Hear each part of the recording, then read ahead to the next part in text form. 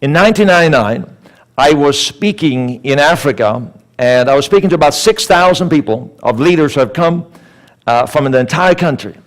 And I thought I'm going to go into this. It was jam-packed. It was a very small building, and people were standing outside. They were standing everywhere. And so it was really hot. They didn't have any air conditionings or any of that kind of stuff. It was just really hot, and people were standing there, and they were waiting for me to speak. And I get up to speak, and I was going to talk about how I was going to speak about something very, very sensitive that, I knew that maybe they would not necessarily take to right away. So I started off and I started talking about how you here in this nation, as leaders of this nation, should not be held hostage to foreign aid or to people coming in from the West or for people coming in from different countries and they're giving you money. Because you have everything that you need within you. You have everything you need to succeed in life. You have everything within you to become everything that you want to be. So I explained this, and I said, so many of you have allowed yourself to be influenced and controlled. Whoever pays you at the end of the day is the one who controls you, right? So you are being controlled by outside forces, but in order for this country to flourish and become everything it's meant to be, you as leaders must awaken within to a whole new kind of life and understand that you have everything within you. Now, I said this and I thought it was so good. Like I thought, wow, this is amazing. And people just sat there and they just looked at me and said, yeah, this is really, really good. After this meeting, people came up to me and said, that was so incredibly good. And so the chairman of the whole conference, he also came and said, this is so good, this is so wonderful, I really loved it. And 2 days later, I'm about to leave, and I'm at the airport, and the chairman comes up to me and says, we kind of have a need for some money. We really are struggling in this area. Would you be able to give us some aid and help us out? So I said to him, did you listen to what I talked about a couple of days ago? And I realized right there and then, that it's one thing to intellectually comprehend something. It's another thing how we actually begin to process something within, that we actually get it, that we understand it, that we begin to live it. There's a difference between talking about something and being transformed by something. In fact, I worked with orphan children in Africa as well, and one thing that I've heard over and over again said is that you can teach someone how to fish, or actually you can give someone a fish and you feed them for a day, or you can teach someone how to fish and you feed them for life. How many have heard that before? But it's absolutely wrong. It's not true. Why? Because I discovered that orphan children in Africa don't believe that they are fishermen. They don't think that they have the capacity to fish, and therefore you can never teach them how to fish. Because they just don't believe, well, it's not for me, it works for you. You're from United States, you're from some other part of the world, it works for you, it won't work for me. So they don't perceive themselves. Now, intellectually they may accept it, but unconsciously they will not accept that they have the capacity, that they have the ability to basically make something out of the life. And so I've seen this wherever I go. This is not just in third world nations, but wherever I go in the world, people are many times uncomfortable to be, for example, going to certain restaurants. I can't go into the restaurant. People are really well dressed. Or I can't go to that hotel. It's like, you want to go there, you want to go and check it out, but you just feel like you don't belong. How many have ever gone to a place you don't feel like you belong? Because somewhere deep inside you feel like I am not enough. Are you with me? So most people, they have a perception of who they are, and in order for people to start living limitless, to expand, and to live the kind of life that they were meant to live from the very beginning, the kind of life that Val is talking about, you have to first of all understand who you are, not just intellectually. How many heard about a mystic, a Christian mystic? His name was Thomas Merton. Now, how many ever heard of him? He lived like a whole lot of years ago. And he said one time, he says, I doubt that there are 20 people in the world who knew who they are. And so my good friend Paul Anderson Walsh, which I understand have been here, he raised this as one of the questions we did on our podcast one time. He said to me, do you believe there are 20 people in the world who know who they are? I said, yes, I believe there are 20 people who know who they are. There are millions of people who know who they are intellectually. But it doesn't know that they know who they are really instinctively or unconsciously. So they may have an understanding of who they are. So when we talk about your love, your spirit, and all of that, people, yeah, that sounds really good. It rings true. It bears witness with you. At the same time, we are not necessarily living that life because most people are living out of another reality. So I want to first of all define who you're not. Are you with me?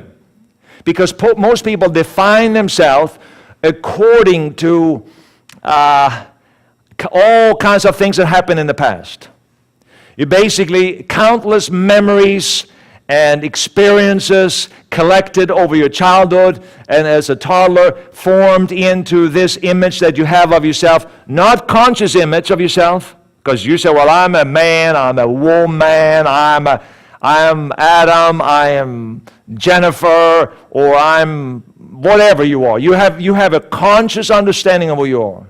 But I'm talking about understanding at the very depth of your inner being, because that's where life really matters. If you understand it here, then everything will flow out of that. Does that make sense to you? So most people have, been formed over years, and stuff has happened. They've been through things. They've experienced things, and has formed them and shaped them. And so they have a self-image, and it is very hard for them to actually live outside that self-image. They already created a reality. And so they're living that reality because that is how they perceive themselves. So, for example, they say a person who wins the lottery and wins $100 million. How many getting excited already just thinking about it? How many would like to win $100 million? Oh, about 3 of you. The rest of you just lied. I know you. You all want to make $100 million, right? How many think that would be a great idea? How many would treat me for dinner afterwards if that happened? You may even buy all the products I have with me. I mean, you pay full price. Let me take everything, one of everything. So what I'm saying is we all have that, but the reality is that what they say is a person who wins in the lottery, 90%, I think it was about 90% of all the people who win all these millions of dollars, within 2 years they've lost it all. Why? Because they don't perceive themselves as millionaires. They have an inner self-perception, and therefore they self-sabotage their lives. They begin to self-destruct because they don't see themselves as having the potential of being that kind of millionaire who has all that kind of money. So, who you are often is a conscious of idea, but reality is that you're living out of your subconscious, of your unconscious mind. Think of it yourself as being a smoothie. How many like smoothies? Anybody like a good smoothie? I make myself a smoothie every day when I'm home. And think of yourself as what Val was talking about. Your spirit is like water, right? It's fresh, it's life-giving. So you put all kinds of water into this smoothie. And, you have this, what do they call that thing now you stir everything into? Blender. So like your body is the blender. So you may go and buy one at Costco for $397, or you may buy one at Target for $57, whatever. I mean, you pick and choose, and you have, but you put water in there, and then you pour all kinds of stuff in there. I like to put lots of nice greens, like kale and all that kind of good stuff, and then I mix it with some, I don't know what I mix it with, but it's apple, berries sometimes, a little bit of hemp seed, chia seed, and you name it, some little protein in there, and it's really healthy. But if I would put all kinds of, for example, if I put all kinds of sugar, really fatty stuff, how many know that if I put that in there, blend it together, eventually that's what I will become? I eventually become what I put into the smoothie. In the same way we become what we put into ourselves. So we have all these countless memories and experiences in our life, and essentially we have been formed into who we are today, and we don't know who we are. We're like lost children, don't really know who we are. And therefore we're living this dysfunctional, messed up life. Not around here, of course, but in other places. You know what I'm talking about. People live, they have like a mask on. They have like a religious mask on, or they have like this family mask on, and they're not living their true self. So where does this begin? Well, it starts really as a young person, when you're just newborn. When you're just newborn, you just exist, right? You don't know anything. How many remember what you knew when you were 3 months old. Anybody? And so what happens is at some point you begin to develop, as Val talked about, an ego. Now, an ego means your independent self. Everybody say your independent self. So it is a sense of, if you think before that, before you have an ego, you have, everything is connected. There's a connectivity between everything. There's a oneness about everything. You don't necessarily know to distinguish between your mother and you. It's part of who you are, but at some point you develop an ego. And as you develop that ego, now ultimately all of us created to be loved unconditionally. We are created to be embraced because I believe that's the fabric of the universe. So we are created to be loved. We're created to know love and to be loved unconditionally. But somewhere along the line, maybe it started when you were 2 years old. You had a dad who loved to play his guitar, and he loved to sit and play that guitar, and you saw how happy it made Mom. She would just smile, and everybody would, their faces were lit up. They would be so happy when he was playing. You saw how happy it was. So as a child, you don't know much of anything, but you saw how happy it made him. So you think, well, I want to be like my dad and play the guitar and make my mom happy, make my siblings happy, because I want to be loved. Right? So you start playing the guitar. Now Dad comes home at 5 o'clock after working all day long, and he's very, very tired, and he's a bit grumpy. Anybody ever seen a man a bit grumpy? He comes home at 5 o'clock, and he sees you playing with the guitar at the age of 12. Now you're expecting him to say, wow, this is so incredible. My daughter, she's playing my guitar, my precious guitar. Instead, he blows up and he gets all upset, and he's angry, and you don't understand why he's so angry and was so upset, because you don't understand how to process this. And suddenly you learn a different story about your dad. In other words, you begin to understand that you are not loved unconditionally. So you say, I thought I could gain acceptance this way. So now what happens, you begin to create a false self. A false self is someone that will be accepted and loved. Because you realize, well, I got to do something to be loved and accepted. And I did the wrong thing, so I don't want that to happen again. As much as a young child can reason. But you don't want that to happen again. So now you begin to hear that if you do well in school, you will be approved. And there's a sense that people get happy about you. So then you start striving to be good in school. But the problem is that your sister is so much better than you in school, so you don't feel like you ever can measure up and be as good as she is. You feel inadequate, like you are not enough in comparison to your sister. So now you have to then adopt some other behavior that you're good at, that somehow or another you will also receive love, because you instinctively interpret love to be based. That's how the ego sees the world. The ego sees the world that through this lens, that I got to be good to be accepted and to be loved. So now you begin to adapt other behaviors that somehow or another will get you recognized and loved. But the problem is that sometimes there's nothing you can do to be loved and accepted. So and if you continue to receive rejection, if you continue to get people to look down upon you, if you feel like you will never measure up, never good enough, you turn to the dark side. And you start rebel. You start doing everything you're not supposed to do. Why? Because at least you get attention. And attention is better than no attention at all. So that is how the ego is developed. And the ego develops this false self. It creates a personality. It creates a behavior. It creates a person that somehow or another believes they're going to be accepted and approved and loved. Where does this come from?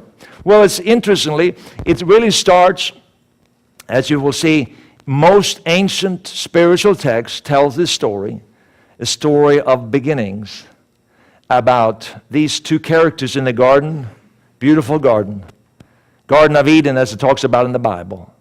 They were living in this beauty and perfect place of rest. Now, a lot of people take this story literally. They say, well, that's what happened. What I would suggest to you, it's kind of strange for me to have snakes talking. I don't know about you, but that seems a little weird to me. Snakes in a garden and then God walking around. He can't see people because there are trees that are in the way. It just sounds a little bit weird to me. I have come to realize that that story is more about what goes on inside you and I. There is a Garden of Eden inside each and every one of us that is waiting to be nourished and bloomed. It's a place of happiness. It's a perfect place of joy and peace and every good thing. But there are two trees. In fact, there are multiple trees. There's a tree of life and there's a tree of knowledge of good and evil. And in this particular story, as we read it about in the biblical accounts, it says that Adam and Eve, there were two created beings. They were as one. There was no separation. In other words, there was no ego. They were as one. And they said they were naked and they're not ashamed. Now, the word shame simply means there is nothing wrong with me. Guilt is a feeling I've done something wrong, but shame speaks to your identity, that I've done something wrong. Are you with me? So, if you feel an element of shame, then you feel like there is something wrong with me as a person. I'm not enough. Another way to put it is, I am not enough. And so they were naked, and they were not ashamed. There's nothing wrong with me. Now, some people say, does that mean we should all get naked today? No, there are some things we don't want to see, right? How many are with me there? It's talking about something much deeper, something that goes on inside each and every one of us. That there is a sense of coming to a place of vulnerability. So they were in this place of vulnerability. There was nothing hidden there. Everything was exposed. This is who I am. I mean, you know, how many have ever been on Facebook, Instagram, Twitter? How many know that when you post something on Instagram, you take about 100 photos of the same thing, and then you go through each photo, at least some people do, at least some of my children do. They go through each photo and they analyze it, because sometimes they borrow my phone, and I see like, I got 100 photos of the same thing, and then they only approve of one of them. Well, that can be posted. Well, the rest of them, we post what we want other people to see, right? Because we want to be accepted, we want to be approved, we want to be loved. So we always present the best part of ourselves. And that's what the ego does. It presents a false self. So here they were in the Garden of Eden. They were naked and everything was exposed. It didn't matter. Put all the selfies up there. Put them all up there. It's all good. It's all wonderful, right? You post 1,000 selfies of me in the worst possible place, and I'm still happy because I feel a sense of unconditional love and acceptance. I don't need it from the outside. I feel it from within. But then the biblical account says that they looked at the tree of knowledge of good and evil. And when you look at something long enough, you begin to identify with it. You identify with that which you are looking at. And so this tree now was called the tree of knowledge of good and evil. What does that mean? Well, it means that they gained knowledge, or they were able to discern good from evil. Now, what's wrong with that? The problem is that the moment you're able to discern good from evil, you have now disconnected from unconditional love. Because your worldview is now, in order for me to be loved and accepted, I have to be good and avoid evil. So now you are no longer aware of unconditional love. How can you be? Because you instinctively feel that I must do everything that I can to present an image that is acceptable to everyone so that everybody will see how hot stuff that I am, to see how wonderful I am. So the ego creates a false self that it feels like this is how I'm going to be loved. And as the story continues, we see what happened. They cover themselves up. Why did they cover themselves up? Because they were ashamed. They didn't feel like they were enough anymore, because when you live in a place of unaware of unconditional love, then it becomes about you performing, you doing something to be accepted and approved. So they covered themselves up. In other words, they became shameful. And then it says they hid themselves from God, who was walking in the garden. They hid themselves. They were afraid. And fear and shame are like twins. They traveled together. So they were, their whole inner being. And how many remember I talked about this is a place inside of you? The Garden of Eden is a place inside of you that has been hidden. And basically, when we adopt this system of good and evil. We are literally removed from the Garden of Eden. Why? Because unconditional love and that mindset cannot coexist, as I said. So let me give you some more practical examples of this. So in this world now, you have to create a false self. The ego then has to create a false self. It has to create a self that's going to be loved. It needs to still be loved, right? So there is a religious God, or there is a religious false self, and there is the political false self, and there's a family false self, and we have all these different roles that we live. How many know that we got different roles? We got the family, we got the husband role, we got the child role, we got all these we are like multi-personality freaks. We're schizophrenic because we operate. One day when people will go to church, like, I'm in church, I'm happy. But then outside, people are miserable. They don't feeling very good. They're depressed. And then they go home and they got to be a certain way. And then they go and meet their parents. And then they have to impress their parents again because they want to make sure that the parents see how good and how perfect marriage you have, that you have no problems in your life. That you are the perfect daughter, you are the perfect son. We create these personalities because we have this deep inner longing to be loved and accepted and approved. The problem is we already are. We're just not aware of it because we are existing with this inner programming that is based on discerning right from wrong. So I want to give you 10 different points of what that looks like. The 10 characteristics of the false self. Your false self is egocentric and sees the world not as it is, but as you are. Your false self is egocentric and sees the world not as it is, but as you are.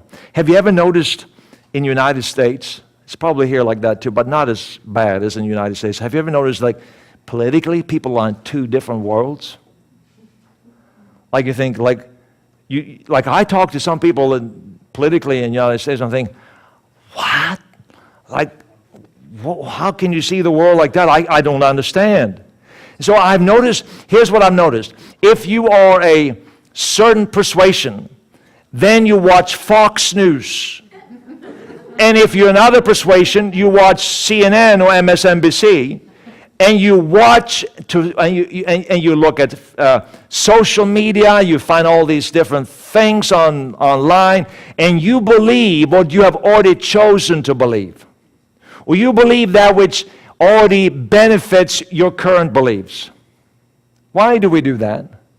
We don't really want the truth. None of us want to know the truth because we're afraid.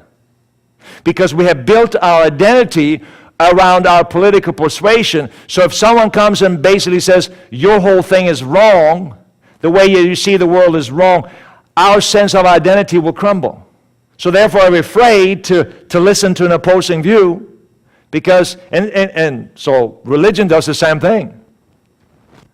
You know, well, that's the way it is. Well, who said it's that way? Well, that's just the way it is. I know it is because I read this and this is what I learned. I just know it is. Well, but how do you know that they were right? But how do we know? We just assume it's right.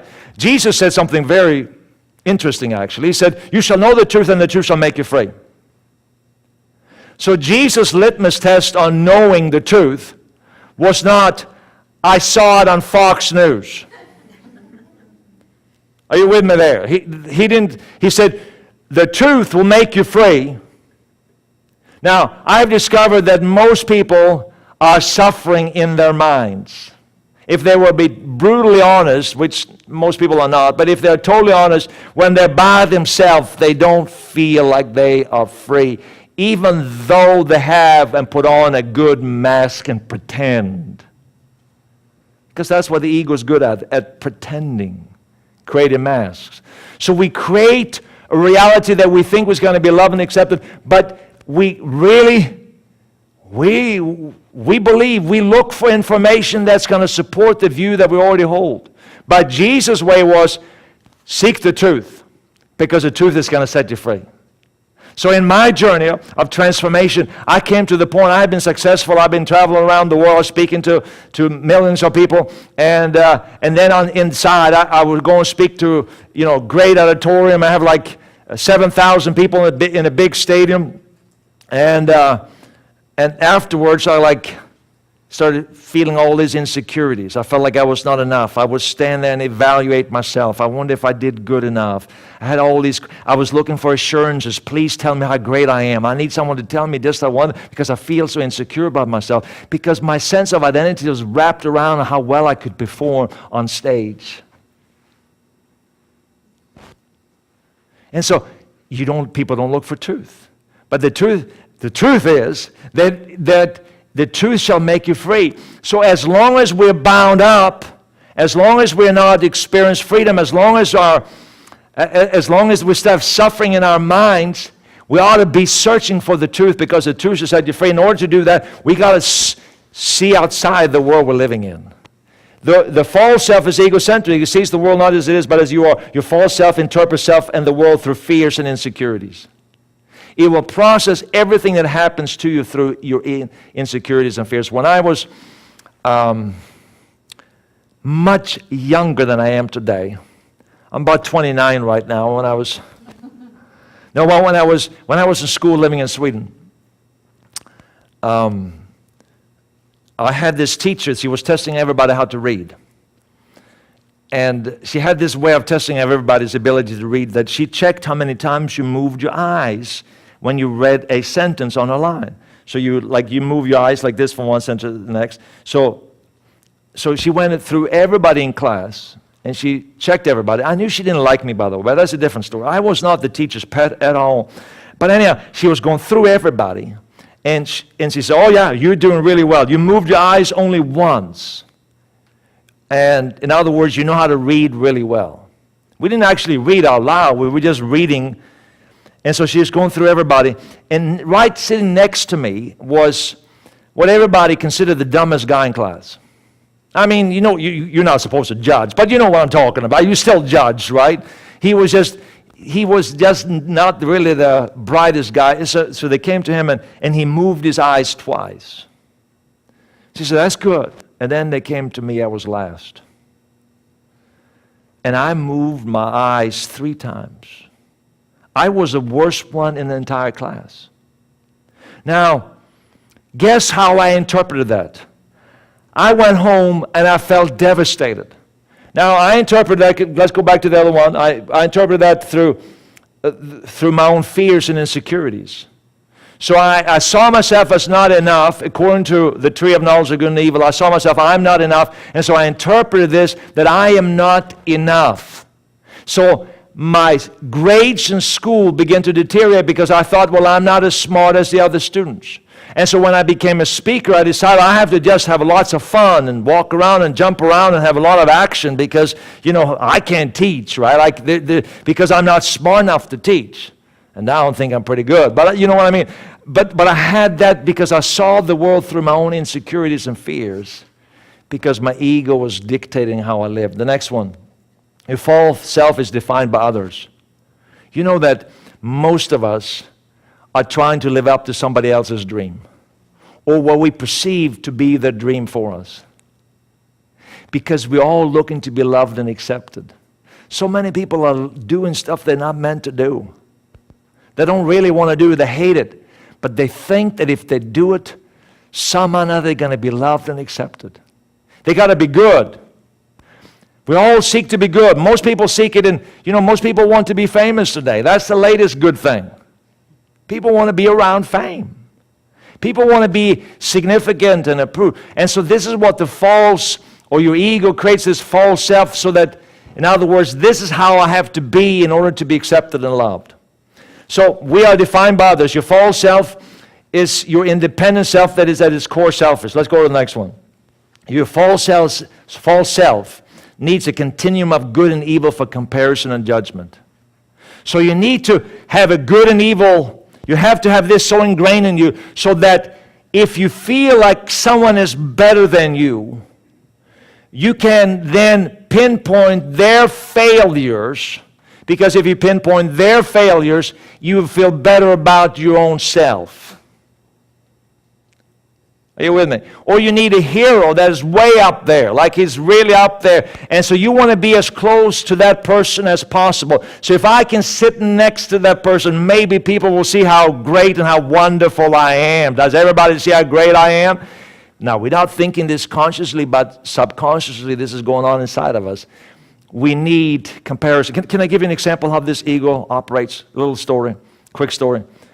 I have a car, I have an Acura, and I have a lease on my Acura. And so they called a few months ago, and they said, oh, your lease is up. You can come in and, get a new car or something. So I said, well, I'm looking around for different cars, but I decided I'm going to drive down there anyhow.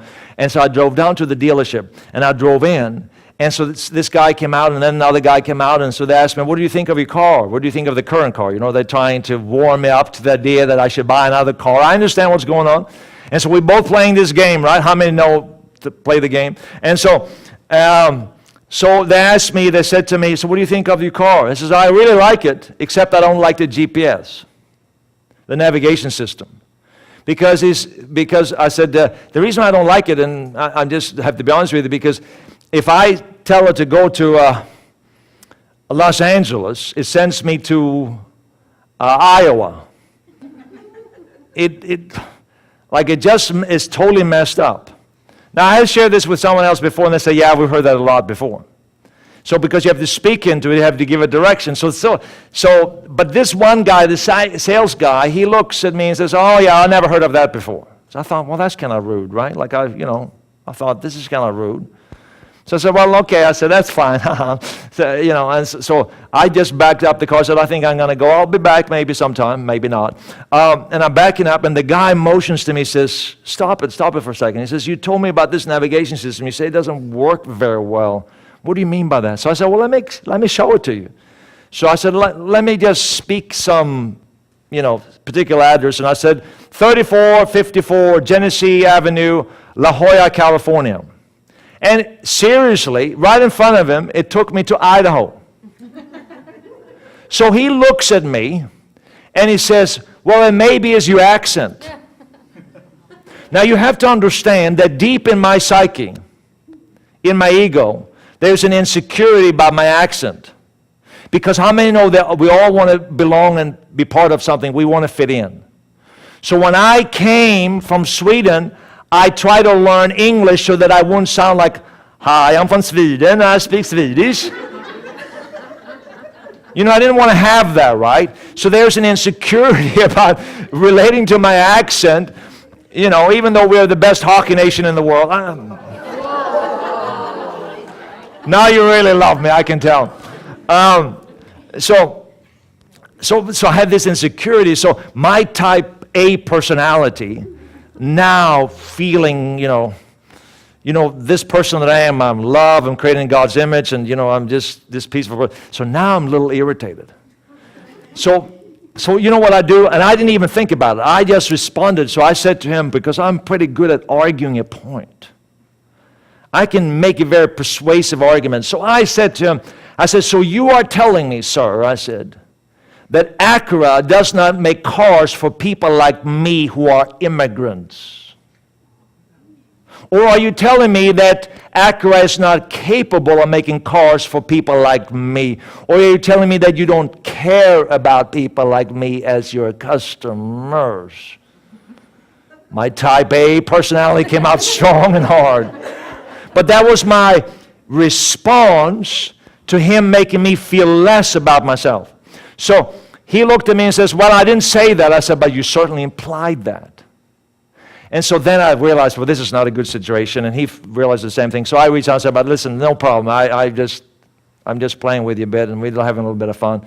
I said, I appreciate you, and blah, blah, blah. And I drove away. And as I'm driving away, I feel like this inner voice, what was that? What was that? And I realized it was my ego. What was my ego trying to do? It was because I felt less about myself in comparison to another. So now I had to make him feel less about himself, because I had to put him behind me on this continuum of good and evil. I had to show him that I'm intellectually more intelligent. I'm smarter than he is. I am better than he is. I created a false self because I needed to be loved and accepted and approved and feel a sense of worth about myself. But how many know it's just a horrible system? It's not who you are, right? How many can relate? Now, some people do it the other way. They create a self-victimhood out of themselves. They're always victims. I'm just a victim. Oh, that's just the way I am. Oh, life is just hard. Some people get comfort from the victimhood because at least you get some attention. People have gotten attention by victims all their life. No wonder they continue to be victims. That's how people care for them. They're looking for love.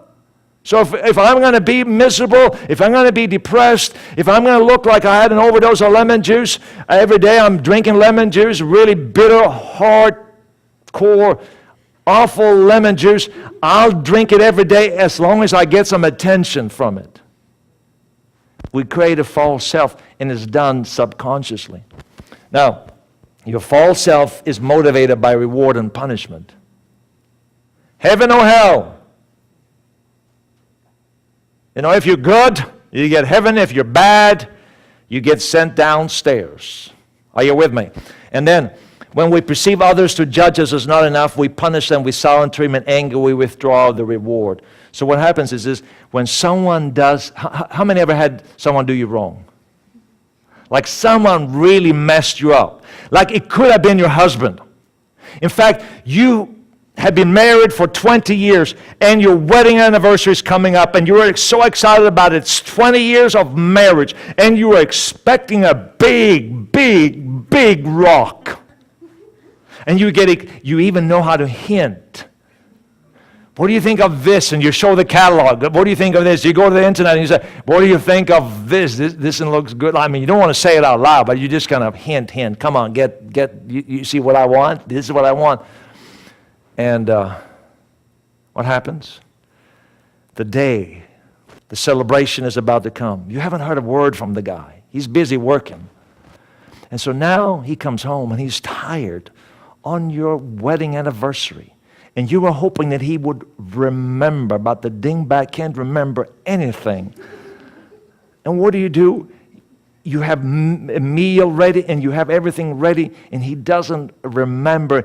He sits down on the couch and complains how tired he is. He had a hard day at work and he falls asleep.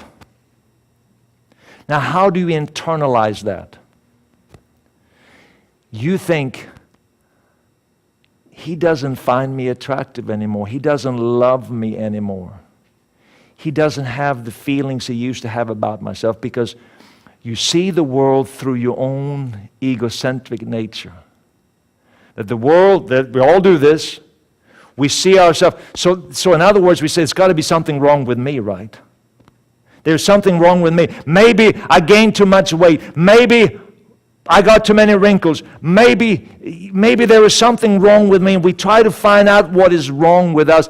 But now, we're still so upset and we're so much pain because we are living now in hell. We feel this ostracized and pushed away from being aware of this love that when we first got married. So now, we need to make sure that the guy suffers as much as we do. So we send him to the hell that he deserves. Silent treatment. We don't say anything. He says, what's wrong? Nothing. I sense there is something wrong. There's a sense of tension. No, nothing wrong. And we don't maybe even want to answer for 3 days. Maybe 3 weeks if it's really bad. We don't say anything. Why? Because we send him to the hell that he deserves. Because we're disconnected from unconditional love. We expect this self that we created to be loved and accepted. In fact, most marriages are built on fear. Did I say that? Let me explain. When you first went on a date, anybody remember? Nobody remembers. Well, you're not married? You've never been on a date? No. All right, okay, well, let me explain what a date is then. Marriage, anyway. I'm married. Look at that. I bet it's been a long time. I don't hardly remember my first date. But anyhow, let me explain how this works. When you go on your first date, what do women do? Men do different things. Women do different things. Women know that they have to impress the guy so that the guy's going to like them, right? So she spends hours staring at herself in the mirror, taking selfies, sending it to all her friends, saying, do I look better in this outfit or that outfit or this outfit or this outfit or over here? What makes me look the best? We want everybody's opinion because we want the guy to like us. You are just going to portray a lie to the guy, right? You are going to make yourself likable. You're creating a false self. Are you with me? So the guy, on the other hand, he's going to the gym, working out like crazy before this first date. Because he's going to look manly and strong. He's growing taller or whatever. He's just, muscles are expanding. He wants to come there and show himself. He is dressed for, he knows how to package himself. He's there. And so you meet. And now you both fall for a false self that you have created in order to be loved and accepted.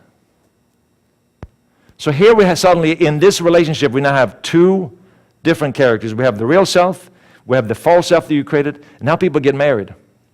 And so now when you're married, you have also an expectation, women, what you want the man to be. You have an image that you want to create out of him, right? Like you have an image that you want to be a certain thing. So now there are three different characters. There are actually 6 different characters. 3 of him and 3 of you, because he also have an expectation of you. So you have all these different characters all in the same marriage, and you wonder why nothing is working, because you're living according to this egoic mind that creates a false self in order to be accepted and loved and approved. And all of it is just a mess. How many can relate to this? Let me hurry up. Next one. When we judge ourselves as not enough, we subconsciously seek to punish self with stress, sickness, self-destructive relationships, poverty, etc. A person loses his job. I've seen this over and over again. A person loses his job. What does he do? He gets depressed. Why? It's psychologically, subconsciously, he has to punish himself because he feels like he is not enough. People punish themselves with sickness because they feel like they are not worthy or good enough. Next one. Your false self is addicted to the past and the future. It always lives in the past. It gets its identity from the past, and it always seeks its significance from the future. It never lives in the present moment. Next one. Your false self is your small self in the launching pad for what you do. So your entire life is based on your image that you have of yourself, whether it's your body image, whether it is your educational image, whatever it is, it determines what you do in life. The next one. Your false self would rather have very few wins than let God win with everybody. Your false self is tribal. Because we need tribes. We want to belong. We want to be part of the right in group. Grace group. We want to be part of the most exclusive group. This mindset that is birthed in the continuum of good and evil.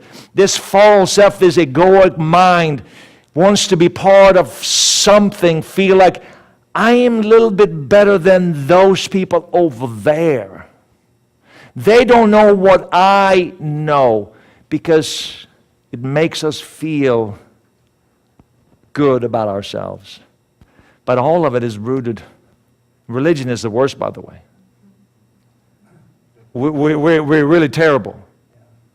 We have all, you're in, you're not, you're out, you don't believe like me. Oh, you got to sign the statement that you believe exactly like me. If you don't believe exactly like me, most people may sign a statement, but there is no sense of reality. They're living in a mess. They're not free. Just because they believe what they think is the right thing doesn't mean that they're free, because they're living out of the egoic, false self. Are you getting what I'm talking about?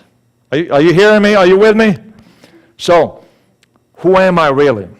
Who am I? Let's go to the next slide. We're going to start with the universe. The universe is an interesting place, isn't it?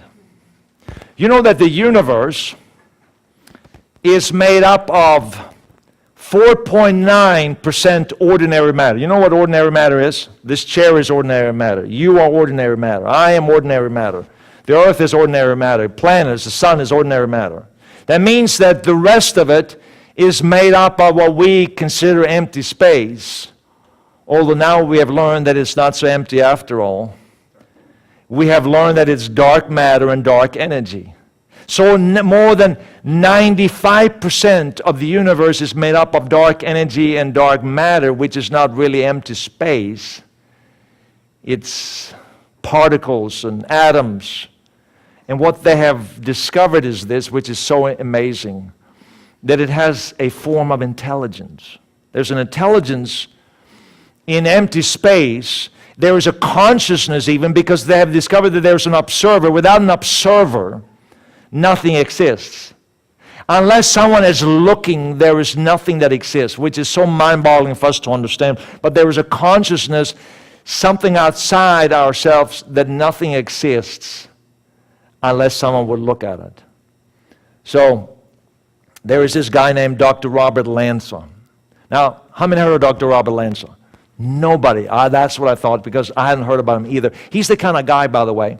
He is like one of the three most leading physicists in the world. Like, he is like a major big deal in science. He's the kind of guy that if you listen to him for 10 minutes, you have absolutely no clue what he's talking about. All that you want to do is to stand beside him and take a selfie so you can post it on Facebook and let the world know how smart you are because you're standing right next to Dr. Robert Lanza. How many know of that kind of person? And so he said this: until recently we thought we knew what the universe was made up of, but now it turns out that 96% of the universe is composed of dark matter and dark energy, and we have virtually no idea what they are. Let's go on. Nothing in modern physics explains how a group of molecules in your brain create consciousness. Now, consciousness is just simply awareness that how many are aware that you're here? Nothing in science can explain how consciousness arose from matter. The beauty of a sunset, the miracle of falling in love, the taste of a delicious meal, these are all mysteries to modern science. Without consciousness, matter dwells in an undetermined state of probability. How many got lost right there? Any universe that could have preceded consciousness only existed in a probability state. And then he said, is there more quotes from the guy? What's the next slide? All right, that's it. But was there something there?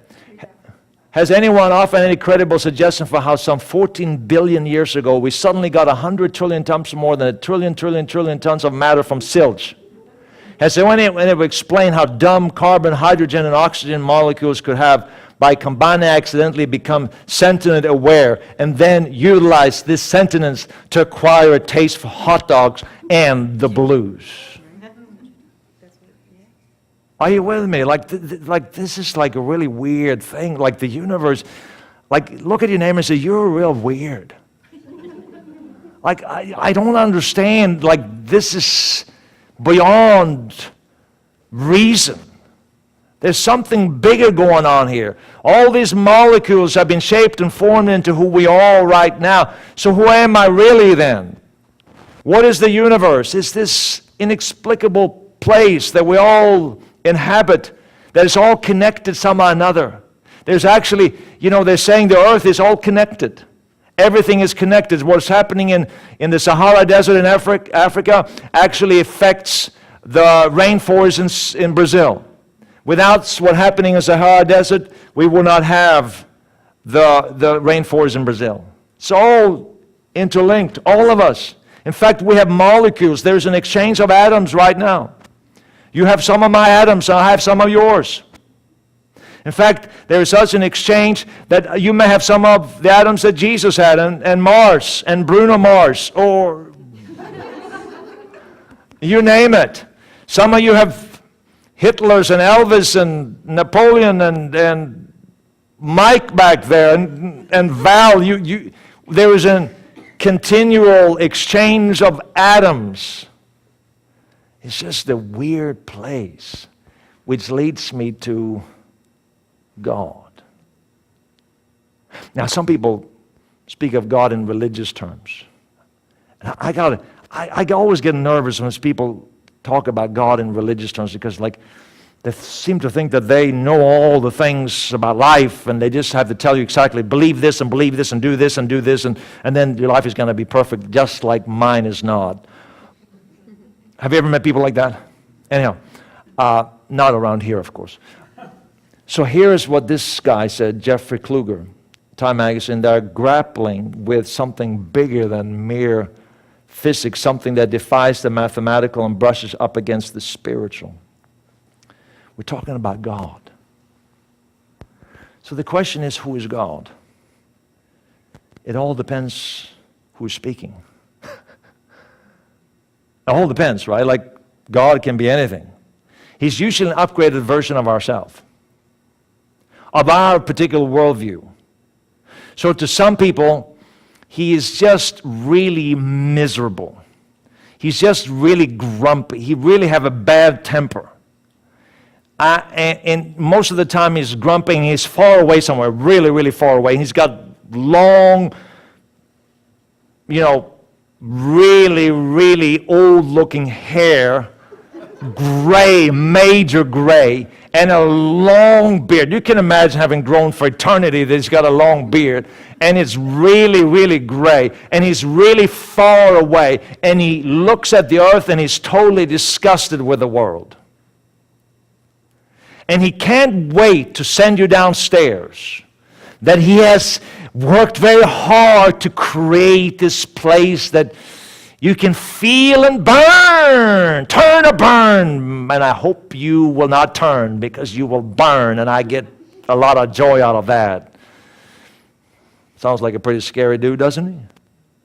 So we create these images of God. Depends who's speaking, right? So, to some, he's the rock star God. Have you ever seen a rock star? They're really needy. They need constant adulation. Tell me how great I am. Tell me how wonderful I am. Tell me more. I want to know everything about me. Worship me, please. Worship me. So we present this God that is in need of our worship because he is so insecure. He feels like he's not enough, that he needs us to tell him how wonderful he is. Then we have the Santa Claus God. The Santa Claus God, he has a checklist, and he's checking it twice. If you've been good or bad, he knows about it. He knows everything about you, and he checks it to make sure. We have all these images of God. In fact, the kind of God that most religions present is, if he was an uncle of ours, we would not want him at Christmas or Thanksgiving. Isn't that true? But is that a true picture of God? If this universe, this intelligence, this consciousness that exists, that fills the universe, is somehow another intelligence, could it be in line with what actually the Bible says? It says in Acts chapter 17, in him we live and move and have our being. And my Christian friends, they say, yeah, that's for people who believe like I do. Except that when Paul makes that statement, he's standing on Mars Hill. I was just there last year. There are all kinds of rocks. It's a hill. And he was speaking to people who were idol worshipers, who were philosophers, who were worshiping stones. And he's very inclusive, and he says, in him we live and move and have our being. Jesus said, God is spirit. The word spirit means breath, wind. In other words, it speaks of something that is not seen. You see, the Hebrews believe that the word Yahweh, the word for God, which is Yahweh in Hebrew, it was not pronounceable because it was taking a breath. That every breath you would take, you were breathing in the very presence of God, because you're always in him. Then Justin Bieber told me something. Jesus told me that God is spirit. Justin Bieber told me, because he has it written on his neck, God is love.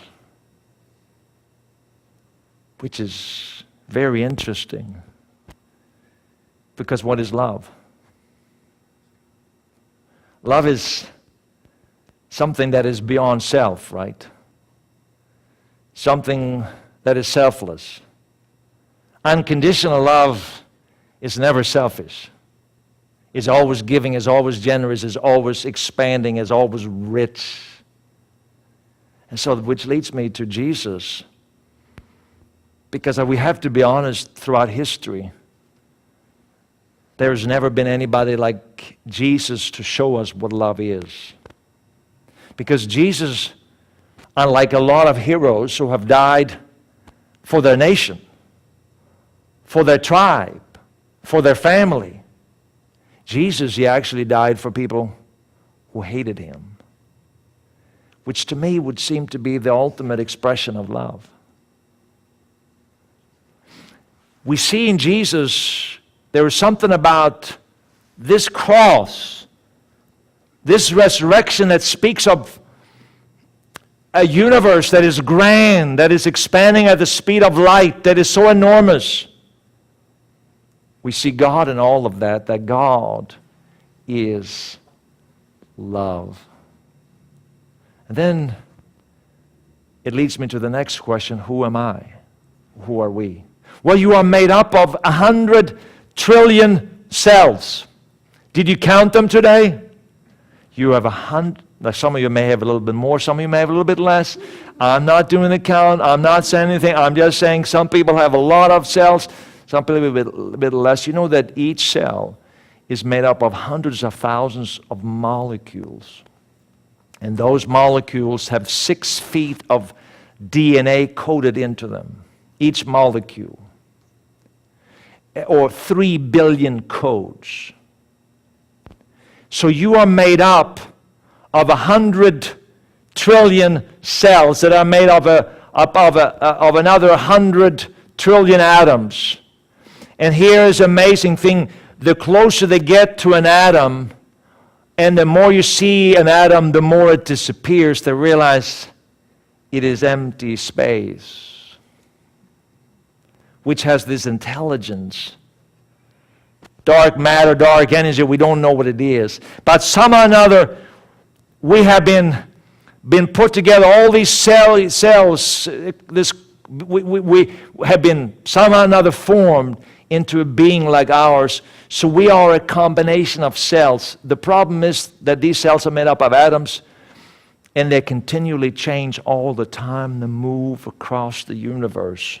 A cell can be in, or an atom can be in 2 places at the same time. So reality is that what you see in the mirror today, the skin that you have today is a totally different skin than you had 30 days ago. And in 30 days you will have a totally different skin than you have today. In fact, every organ in your body is replaced at least every 9 years, some in as few as 3 months. Because there's a continual exchange of atoms, which is so weird. I mean, how many can see this as weird? The whole thing is just strange, is mind-boggling. And somehow or another, it is all related. And God, who is spirit, He's not some kind of being up there somewhere. But maybe we find the answer when it says that God created man in His image. And then it says that He took the dust from the ground. In other words, He took a bunch of atoms and He formed a human body. And He breathed into the nostrils of man. What did He breathe? His very essence. And we became a living being. That our being is actually consciousness like His consciousness, because God is love, and our consciousness is that we are also love, selfless love.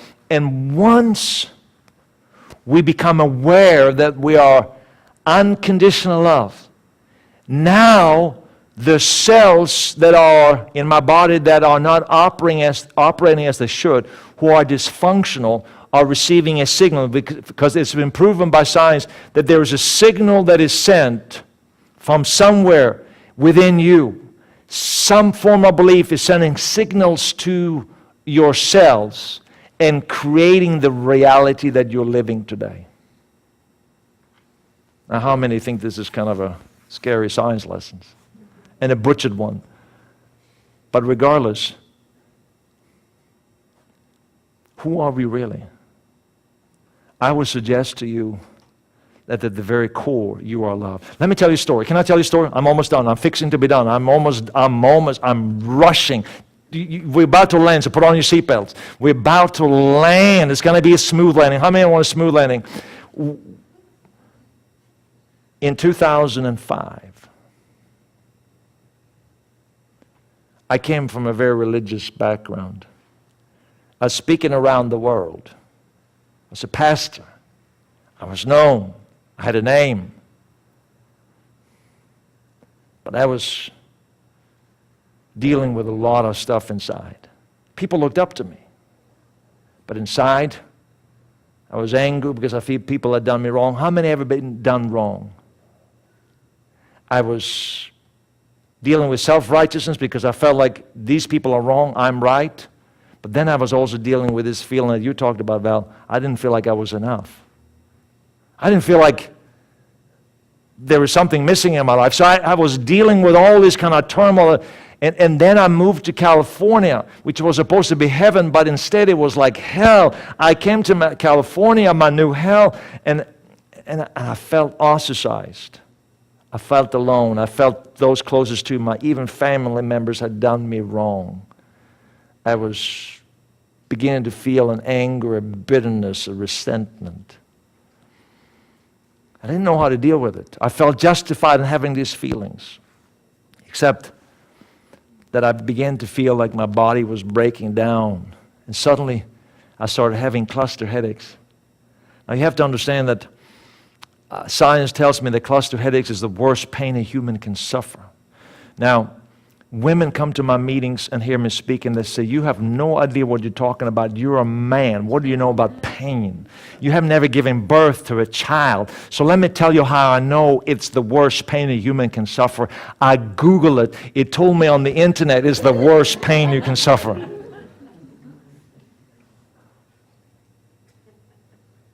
Doctors say it's incredibly painful. I started having this pain. I felt like someone was sticking a knife in my eye and twist the knife around. And so I'm a good Christian. I'm a speaker. I pray. I do everything I know how to. I can lower my voice and sound really spiritual. I can speak loud and raise I can do all of that. But I don't get any better. I get worse. And the pain would happen every second day, and then it happened every day, and then it would begin to happen several times a day. It would last anywhere from 45 minutes to 3 hours at the time. I did everything I knew how to do with that my religion has taught me. And one day, it's in 2006, the first part of 2006, and I had the worst night. And someone, it was just so intolerable. I just had so much pain. I thought, I don't even want to live anymore. But as I'm walking down, like I'm standing up, I'm walking down toward the bottom floor, and I hear like this voice within me. It says, just meditate. Meditate on the love of Christ. Now you have to understand, I'm a good Christian guy. Meditation is like a scary, horrible word in my dictionary. Never use that word. Meditation is like evil Eastern religion. Come on, stay away from that. But when you're in pain and you tried everything, you don't care anymore. So I said, I'm going to meditate. I don't know how do I do it? I just sat down in my car, closed my eyes, meditating. And then flashed before me was footage from the movie The Passion of the Christ. Some of you don't remember it because you're so young. But some of you may remember this movie, The Passion of the Christ, and how Jesus, they beat his back and they put a crown of thorns on his head, and he was bleeding and he was going through this tremendous agony. And he just lay there, and then I felt like Jesus looked at me like I was right there. And when Jesus looked at me, his eyes met my eyes. I was filled with such an awareness of unconditional love. I felt like, have you ever met someone who looks at you and you feel like, he knows my stuff, she knows my stuff, they can see right through me, right? Have you ever met somebody like that? And it was like, looking at me and saying, but all I could see was unconditional love. He knew all my stuff, all my shame, all my nakedness, he knew it all. And all I felt was unconditional love. Instantly, the pain disappeared. Now that began a journey for me. When I began to understand that there's a whole new way of life.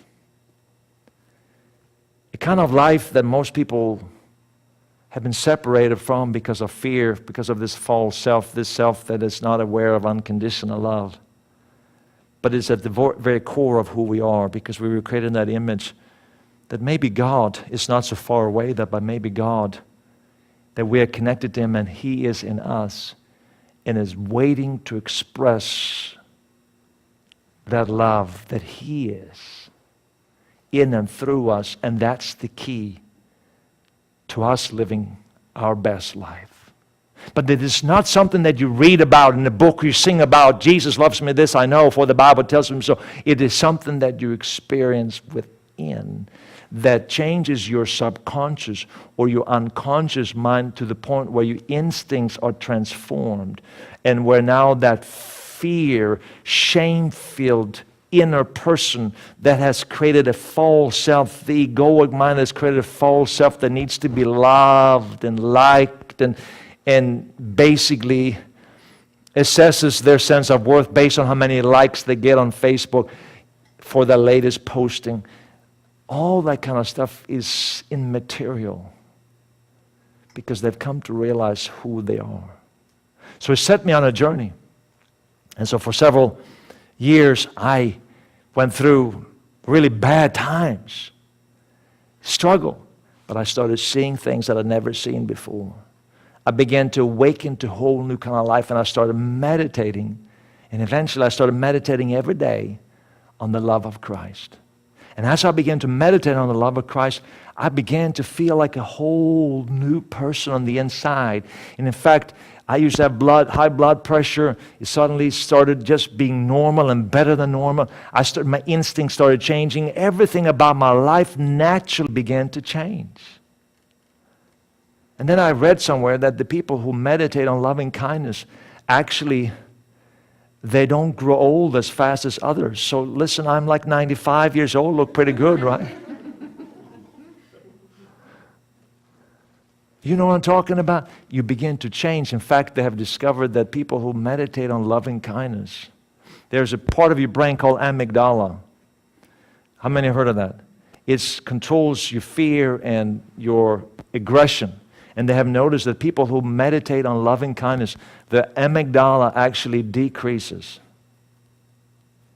You become what you were created to be from the very beginning, which is love.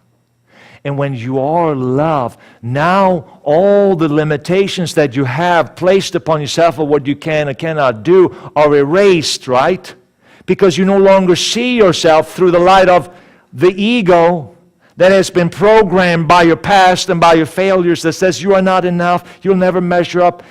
Now your instincts are transformed. You begin to see yourself, oh, love is confident. I can be at any place at any time, and I can show love to the poorest of the poor, to the richest of them all, because I know who I am.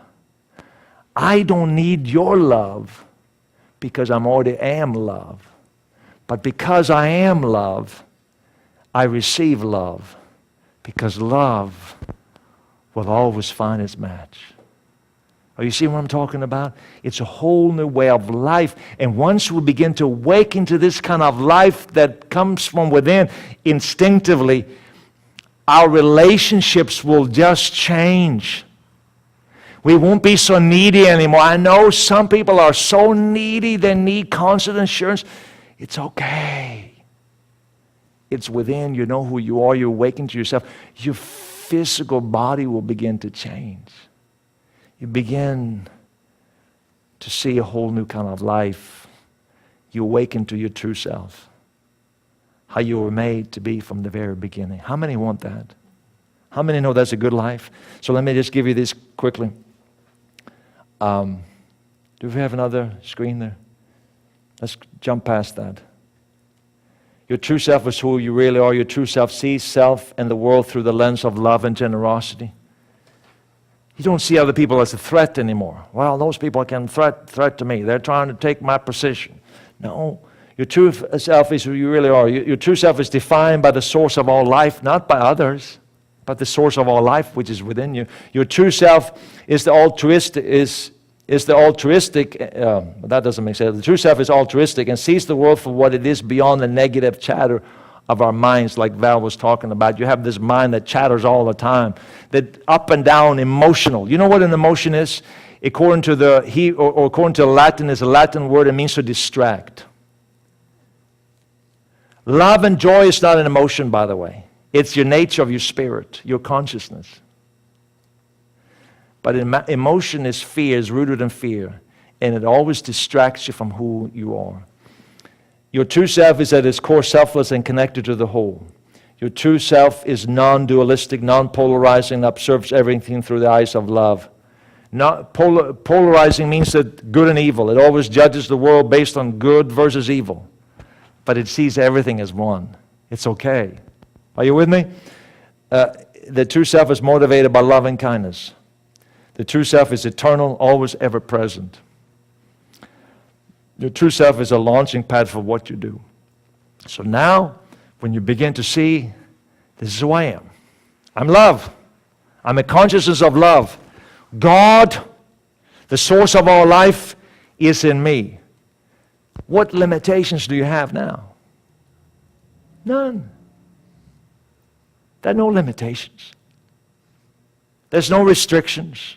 No self-imposed ideas of what you can and cannot be. Because there's no more fear. Fear is the one that creates the restrictions. But now you know who you are, you're love. So let's go to the next one. Your true self is love. So let me ask you this. What does living out of your false self cost you in the past, and what does it cost people you loved in the past? What have you lost because of this? See it, hear, and feel it. And this is what I always ask people. Unless you can relate to your past and what you've experienced, you don't want something that is new. Most people don't want to change because change means because we're comfortable where we are. So people live in an abusive relationship. Why do people live in an abusive relationship? Because the devil you know is better than one you don't know. You know what I'm saying? Like people, it's fear that keeps us in bondage. We feel like this is what we deserve. We have been programmed to think that this is what I deserve. But when love sets you free, you're free. So it's good to kind of see, well, what has this life cost me so far? Where am I living right now? And what can I achieve? The next question, what is it costing you and the people you care about in the present? See it, hear it, and feel it. And what will it cost you and the people you care about in 1, 3, and 5 years from now? In other words, what I'm saying to you is, how many want to awaken to a whole new kind of life? How many are like sleeping beauties? Well, some of you men are not, but you know what I'm talking about. How many of you are sleeping beauties? You are a princess, but you're not aware of it. You're not awake to it. And I'm saying to you, it's time to awake to a whole new kind of life.